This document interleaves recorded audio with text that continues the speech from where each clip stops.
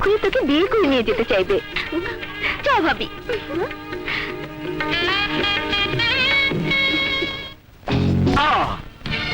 মাসুদের সাথে কাজলের বিয়ে হবে না।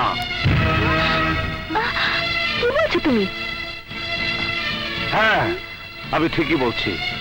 মাসুদ একটা বেঈমান, বিশ্বাসঘাতক, প্রতারক। ওকে আমি খুন করে ফেলবো।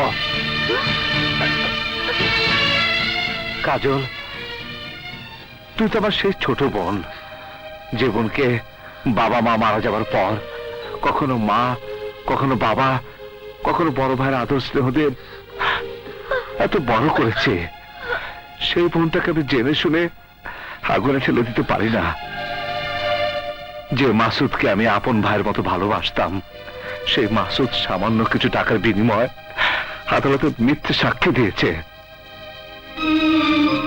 এখন তুই বল, যে মাসুদ টাকার কাছে নিজেকে বিক্রি করে দেয়, তুই কি তাকে বিয়ে করবি? হ্যাঁ,